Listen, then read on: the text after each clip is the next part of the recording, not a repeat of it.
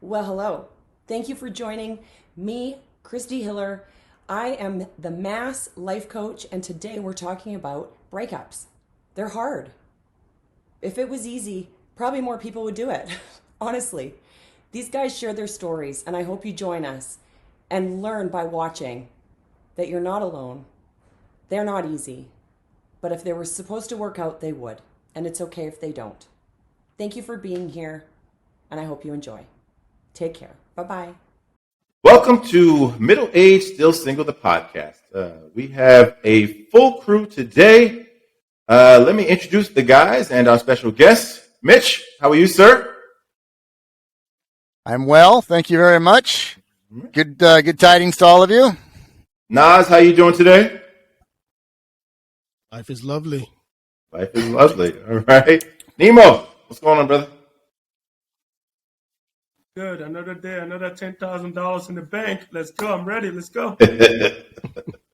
All right. And our very special and lovely guest, Miss Christy Hiller, the official life coach / skilled friend of Middle Age Still Single. How are you today, Miss Christy?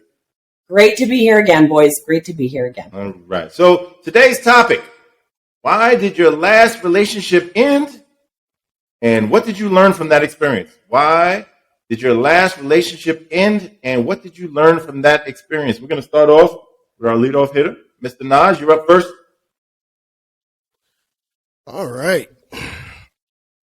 I would say the main reason, there's two reasons, but the main reason was I compared her to, not to her face, but in my mind, to a woman I was in a relationship with previous to her. And that particular young lady was very brilliant in terms of, her intellect. She was a business owner. Physically, she was, everything I wanted. She was a British Asian.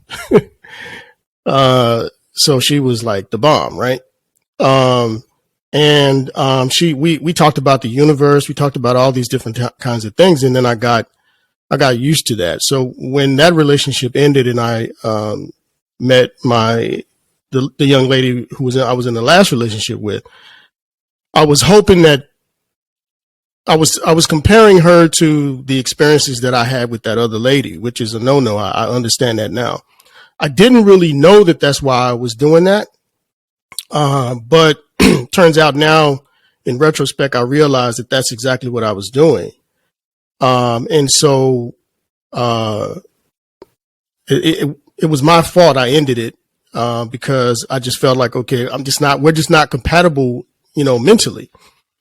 And the other reason was the other lady, we were also compatible physically. Like she was she understood intimacy a little bit better.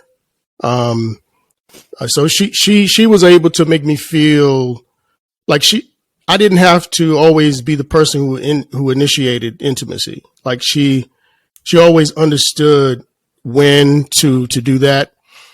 And the other girl, she was just kind of green, In retrospect, I realized that there was some good things about her too. This gets into what did I learn? What I learned was I need to take my time and find out what what it is about that person I really like and what my deal breakers are. And if the woman has those deal breakers in the beginning, then I know and I recognize that I need to just keep moving.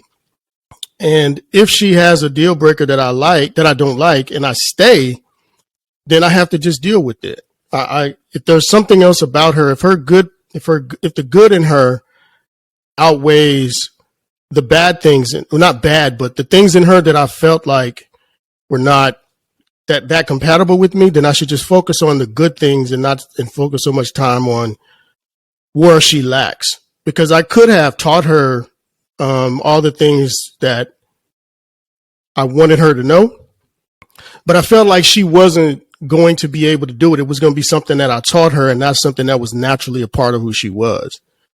She was a good woman. She still is a good woman. But now in retrospect, I do think that it was the right decision But I think if I had a do-over, I would understand now what to do in that situation. And that's how that was. Christy, some feedback for Nas? Not yet. Not yet? Okay. I think we're gonna see a lot of similarities. Okay. I'm just gonna say what I love is that you already know. You already are gonna do better because you did reflect and you already learned something. Comparing is really not fair to anybody. And Right. and you get clearer. Oh, by being with this person, I learned more about me and what I wanted. So we gain a little bit more knowledge about ourselves, right? Because it's always about ourselves. And then you kind of take score a little bit differently in the next one. Not that there's anything wrong with anybody. It's just you're trying to find a good match.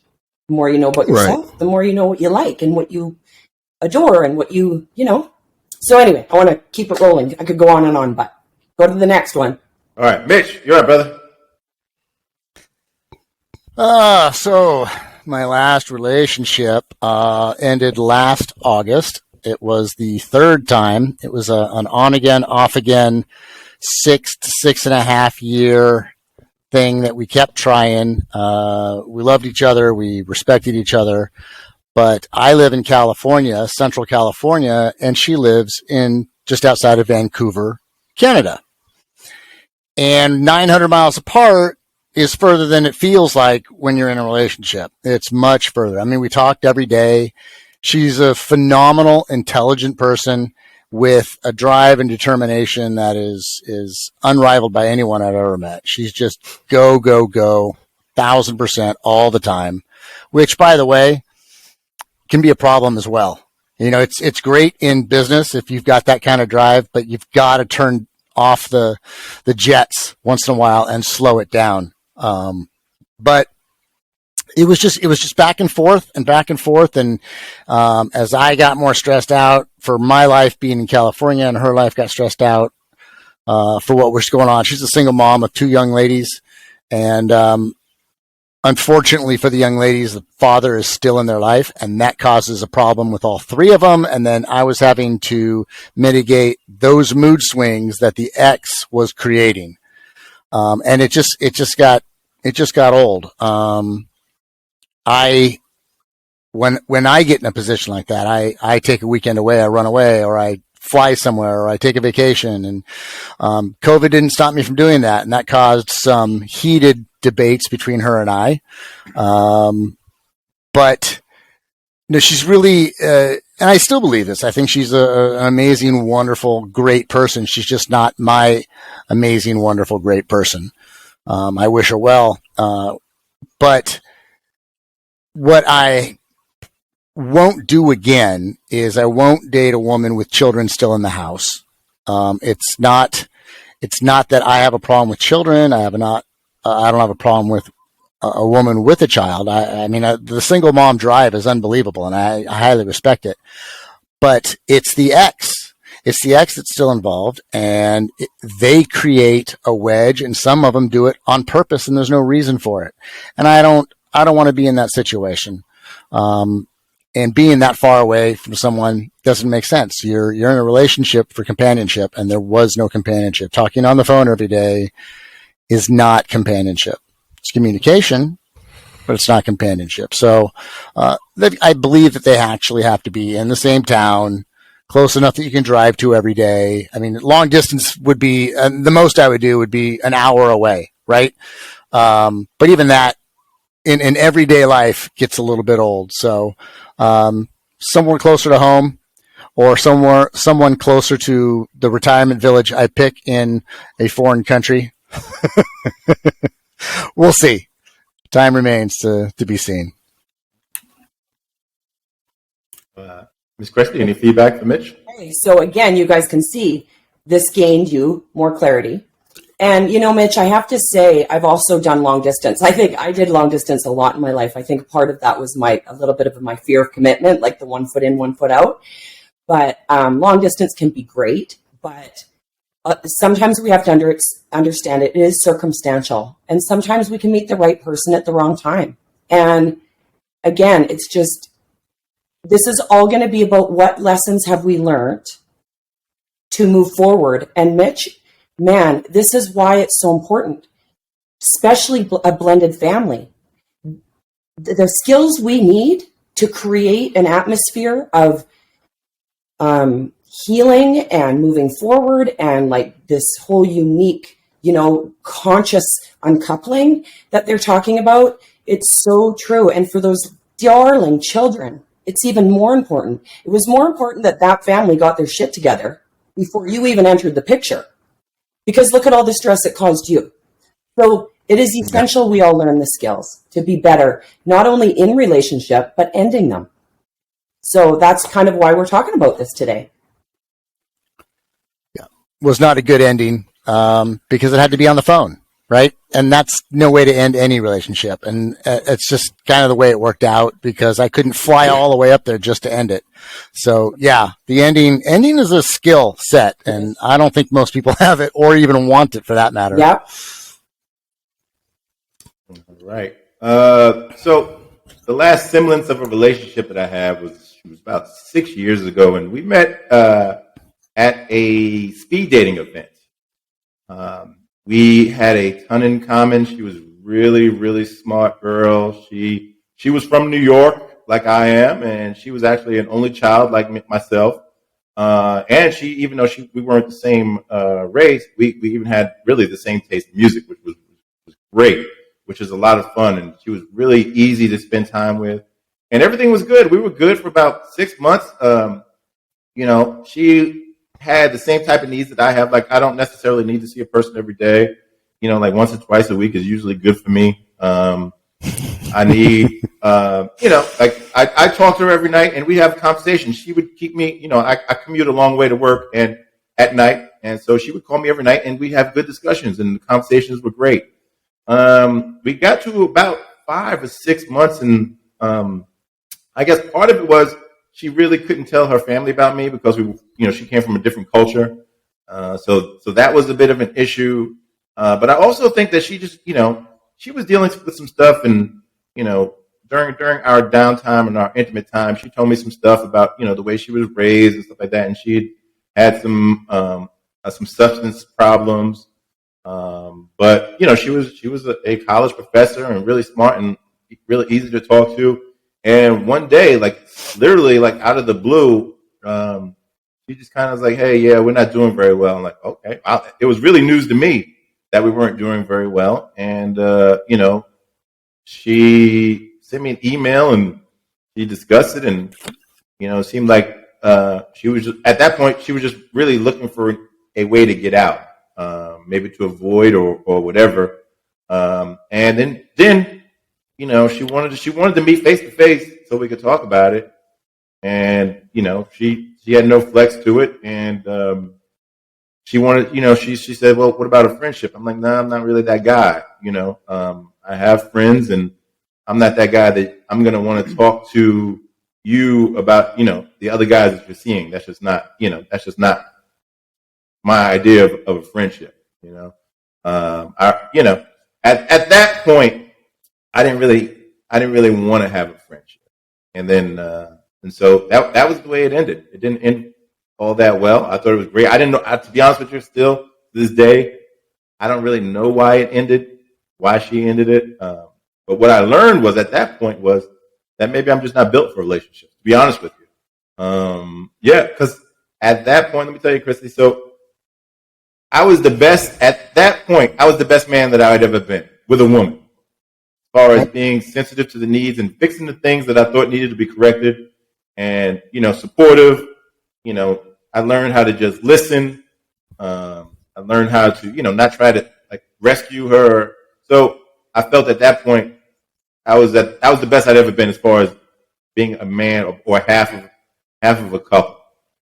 And she was almost ideal, and I haven't really even tried after that. I mean, and I'm cool, and I know I see you shaking your head, but I'm good. I'm really good as far as I'm good by myself. If you try as hard as you possibly can and it don't work, then it just don't work. Maybe it's just not meant to be. So. Well, with her, it wasn't meant to be. Yeah. Sorry, I've had a bit of a cough.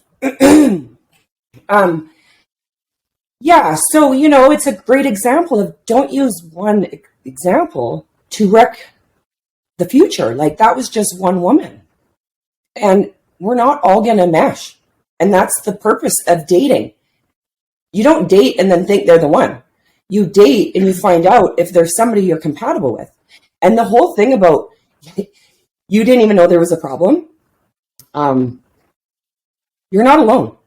Like, a lot of men, if they're good, like their needs are met, 2 days a week was fine.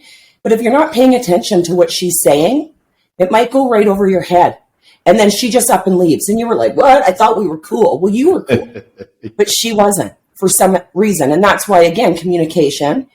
I love to talk. Now, I don't want to go into like how to make a relationship great. We could do that another time. But, you got to check in with people. How's it going? Have I stopped giving you something that you need? And then you kind of keep the pace together. But all of a sudden, if you're not having those good conversations, you could be going like this way. So what you went through is absolutely normal and it's okay. And it just wasn't it. Nothing wrong with you, Rob. Nothing. And you have what somebody wants out there. I will always say that. There is a good match. And I don't know if it's about the one. I mean, hell, I've had so many relationships. There's always another. So everyone is so fantastic. You just got to find one that complements what you want, and you guys want the same things. That's a big one. Yeah. Anyway, let's carry on. Nemo, you're up, brother. I'm trying to say thank you for trying to give Rob hope as well as, having a potential partner. Don't lie to him next time, but that's okay.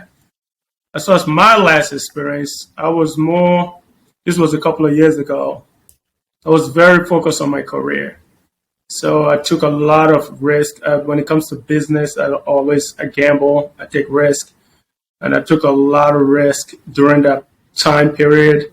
And my career was very important to me. So I really didn't spend much time with her, to be honest with you.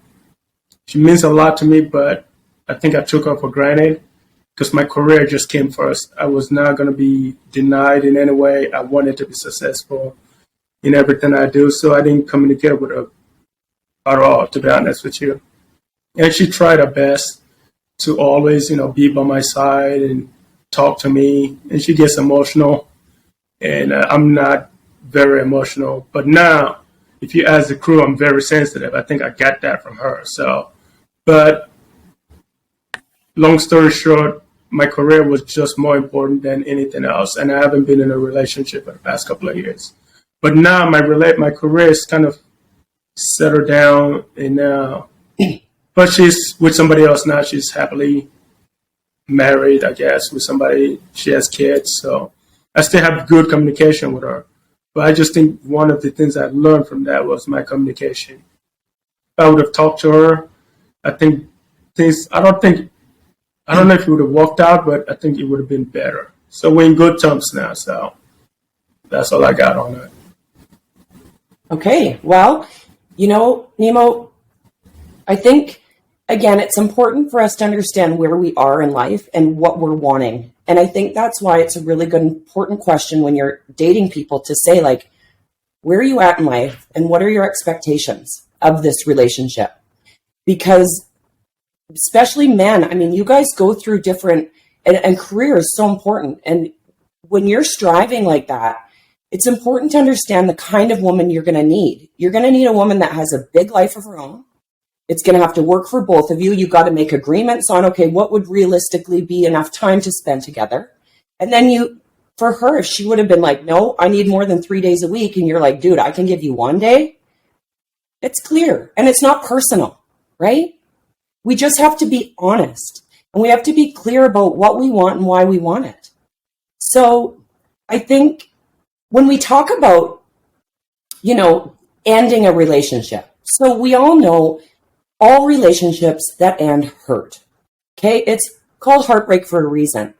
And whether you're the the one that ends it or the one that it gets told it's over, both hurt. So just remember that. It takes just as much courage to end it than to walk away and not beg for it to stay. So, I always like to inspire people to look at, okay, breaking up is easy. It's what do we do after that? Excuse me. There's grief. Anything that changes needs grief. It needs the mourning of it. And I think we want to sidetrack that too quickly. It's like we only get to grieve when somebody dies. That's wrong. I know that one of the things that men struggle with too is trying to be career minded and also be in a relationship with a woman who requires our time. One of the things that most men know is that you have to be able to provide. And in the beginning of our careers and building our careers, like we're middle-aged now, so we're kind of settled into what we are, right? So we're all probably going to be good mates for whoever we finally, meet. But when we're young, we're taught, get your career together, get that money. And some of us, we make mistakes along the way. I did. But it's hard to try to be that provider and also balance out trying to then come home and give her the mushy stuff. It's just not a balance that men are taught how to do, The other thing, because why things didn't work out is a great question. And that's what I think we all need to understand. And it's all about gaining the lesson from what you just experienced. So our lives are created by a bunch of experiences, right? And the better we understand and learn, and relationships are just one area. Where did you learn in your job? Where did you learn in your last friendship? Where did you learn in your relationship with your family? We have to look at our part in it. And I always will say to people, I don't care if only 5% was yours. You have to own your part. So, and it's not about beating yourself up. It's about saying, I could have maybe done that better. And it's, I really like to, I've coached a few guys on when you're ending one, and especially when there's a co-parenting relationship still going on, because that relationship will always be there. Those ones require a lot more look because you affect a lot of people. Singles without kids involved, okay, done, it's over. I may never talk to you again. Way cleaner. But the skills apply for both parties. So it's all about, first of all, I like to say, what were you grateful about that relationship? What did you love about her or him, if I'm talking to a woman? What did you gain? What did you learn about yourself? And then it's taking that 5% and then practicing that again, right? Because you're going to get another chance. There's going to be another relationship and you get to clean that up a bit while being easy on yourself, because all change takes time, right? So, I think too, when we can accept and forgive ourselves, it's we forgive ourselves because maybe we showed up not our greatest self. Maybe we talked rude. Maybe we were angry too often. Maybe, there's so many things that we have an idea of who we are, but then we act this certain way and we're a bit embarrassed about who we showed up as. So we really got to be really gentle with ourselves and to realize that we did the best we could with the skills we had. And that now going into the next relationship, again, that clarity, okay, what I loved about her, I'm going to keep. What else did I like? And I'll tell you what, I've had great men. Every guy I've ever dated, hands down, great man. I have nothing bad to feel. But every man I've gotten is a better man for me. Every time I broke up and had a different relationship, it was better than the last. And the only reason, I think, is because I really understood what it was or what it wasn't. And then I added to the list, right? And I'll tell you what, now, at 46, when I was 36 or even in my early 30s, my list was 5 pages. what I wanted in a man. Because of course I probably read the book and it said, write a list. So I did what they told me. And things did come on that list. Like that worked. And now when I look at what I want, oh guys, it's like 3 things. Like I know what's important to me. And it doesn't mean it should be important to you or the next girl or the next guy. It's just figure out what's important to you. At our age, we should have a pretty good idea of what we really like, who we want to be, how we want to be better. And I think it's just realizing that it's a journey. And in the meantime, let's get the damn skills so that we don't screw it up again. What are those 3 things, Christy? You can't leave us hanging like that. For me, well, it's somebody's heart. I have to feel their heart. They have to be open. There's a lot of people, me included, up until my dad passed away, that I was guarded. So I don't think I knew about the heart. Like I didn't know. But now today, it's all about the heart. And I have dated some people and I had to end it because I couldn't feel his heart. And so I've now experienced a great big heart.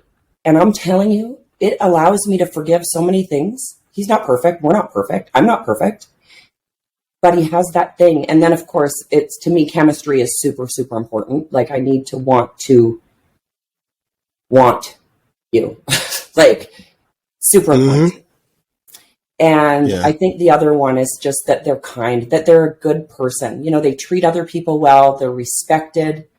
Somebody I'd just be proud to bring in any room. Not have to hide, not have to, could just trust him to be him and know that everybody else would like him too, because I do. Not that I need them to, but yeah, those are probably my top 3. Any feedback on that, gentlemen? Any final words? I have a quick question, Christy. Yeah. What is the difference between a big heart and someone being kind? Okay, great. That's a really good question, because the heart is a feeling, an openness, an ability to share truth. So, whether there's been problems or it's almost an ability to connect where you actually can feel and see the person. I've had to ask somebody like, do you even like me? And I knew he did because he was doing all the right things. But I was like, weird, I have to ask you. And of course, I had to go within and I thought, okay, what's this about for me? Why am I feeling like that? And it was just everyone's at a different part in their soul journey. And if I would have taken myself 10 years ago, before I decided to put my wounds down, heal whatever was left, be vulnerable, be open-hearted, show up as I really am, not who I wanted him to think I was, I would have been fine with that guy because I wouldn't have been aware of it. So it's just about a connection. It's a heart connection. It's the only thing I can use to describe it. And it's a feeling. It's an intuition. It's like being seen for the first time. It's really powerful. I want everybody to be able to feel this, but you do have to be open. You do have to be able to be vulnerable. I mean, true intimacy is really letting the guards down and allowing that closeness to ensue without being scared of it. And I believe that's what took the chemistry to a whole other level. Thank you for explaining that. Yeah. Right. Anybody else? Final thoughts? All right. No, it was great information. It was a good show. Miss Christy, thank you so very much for being part of Mass. Love you guys. We got a gift package coming towards you. We got a gift package coming your way. All right. You are an official member. You are the first official member outside of the 4 of us. So we thank you for coming on. She's a Mass insider. She is. Thank you again. And actually, thank you. We're probably going to see you next week if that's okay with you. We're going to continue your work with Nas and myself. I know I've shown some growth over these last couple of weeks that I want to talk about, and I think Nas has too. Excellent. So thank you again for everything, Christy, and we will talk to you soon. Thanks so much. Thank you. Thanks for being open and sharing. Take care, Christy. Okay, guys.